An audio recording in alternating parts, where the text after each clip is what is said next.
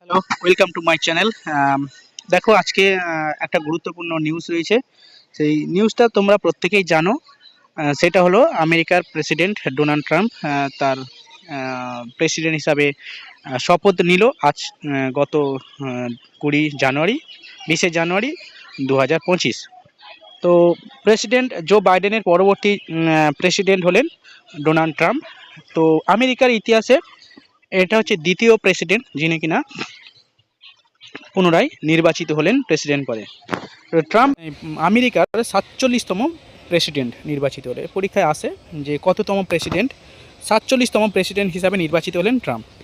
তো Trump president হিসাবে গতকাল শপথ নেওয়ার পরে কিছু গুরুত্বপূর্ণ ইনিশিয়েটিভ যে গুরুত্বপূর্ণ পলিসি নিয়েছে, যেটা কিনা অনেক পলিসি নিয়েছে, তাদের মধ্যে যে মেন বিষয় সামারিগুলো আজকে আমি তোমাদের এই ভিডিওতে আলোচনা করব, যেটা খুবই গুরুত্বপূর্ণ। দেখো, ট্রাম্প ইনঅগ্রেশন অ্যান্ড পলিসি, অর্থাৎ ট্রাম্পের যে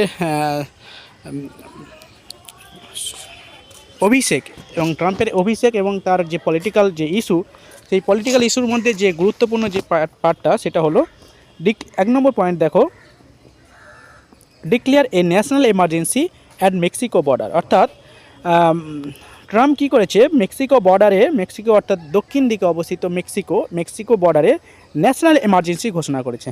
খুবই গুরুত্বপূর্ণ এই পার্টটা। মেক্সিকো উপসাগরে ন্যাশনাল এমার্জেন্সি জারি করেছে এবং এই যে মেক্সিকো উপসাগর রয়েছে, গল্ফ অফ মেক্সিকো, এই golf of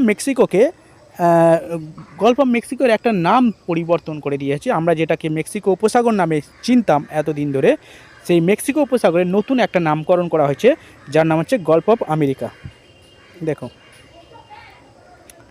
golf of America অর্থাৎ মেক্সিকো উপসাগরের নতুন নাম হলো, যেটা ডোনাল্ড ট্রাম্প দিয়েছেন, সেটা হচ্ছে গল্ফ অফ আমেরিকা।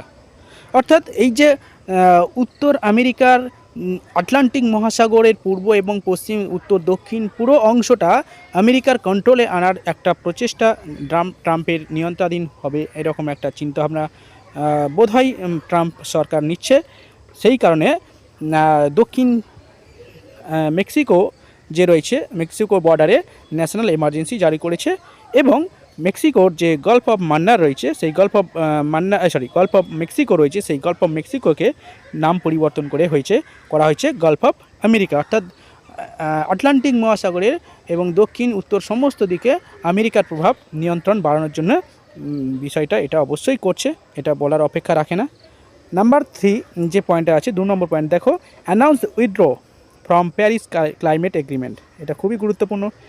এর আগে যদিও ট্রাম্প এইটা করেছিল, পরবর্তীকালে জো বাইডেন আবার প্যারিস এগ্রিমেন্টে স্বাক্ষর করে, আবার কিন্তু অ্যানাউন্স করেছে withdraw from Paris climate agreement. অর্থাৎ বিশ্বব্যাপী যে প্যারিস ক্লাইমেট এগ্রিমেন্ট বিভিন্ন দেশের রাষ্ট্রপ্রধানরা করেছিল, সেখানে আমেরিকাও সামিল ছিল।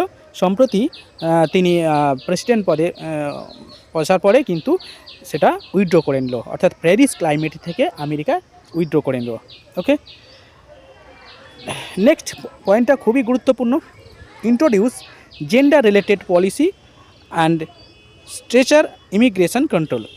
অর্থাৎ এই পার্টটা আমেরিকার প্রেসিডেন্ট জো বাইডেন তার নির্বাচনী প্রচারে খুবই গুরুত্ব দিয়েছিল এবং সেটাই অ্যাপ্লাই করছে, যেটা হচ্ছে ইমিগ্রেশন কন্ট্রোল করার জন্য।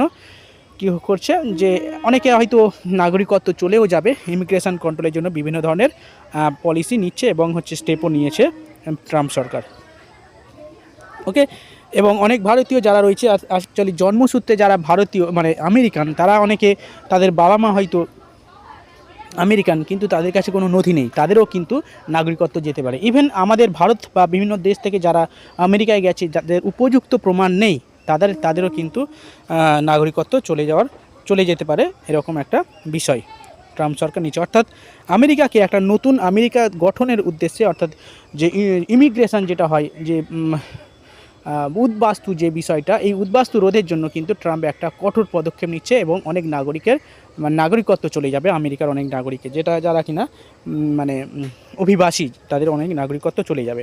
ভারত থেকে প্রচুর মানুষ আমেরিকায় থাকে এবং অন্যান্য দেশ থেকেও আমেরিকায় থাকে, তাদের কিন্তু নাগরিকত্ব চলে যাওয়ার পসিবিলিটি রয়েছে ভবিষ্যতে।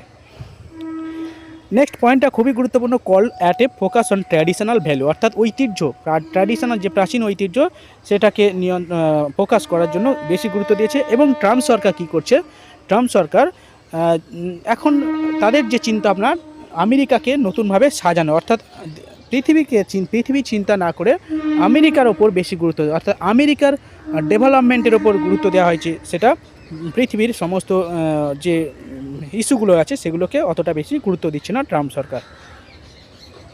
সিটিজেন রুলস করছে, emphasize on tax reform and reducing trade defect. Okay, and আমেরিকার ফার্স্ট পলিসি, আচ্ছা এই সমস্ত বিষয়গুলো নেওয়া হয়েছে ট্রাম্পের 47তম প্রেসিডেন্ট পদে নির্বাচিত হওয়ার পরে। এবং এই সমস্ত, এটা হচ্ছে পুরো আমেরিকার সম্পর্কে, অর্থাৎ প্রেসিডেন্ট নির্বাচন সম্পর্কে পুরো একটা ডিটেলস, যে সমস্ত বিষয়গুলো মানে স্পেশাল যে সমস্ত বিষয়গুলো এমফাসাইজ করা হয়েছে সেগুলো নিয়ে একটা আলোচনা করলাম এই ভিডিওতে। ওকে, চলো দেখা যাক নেক্সট ভিডিওতে।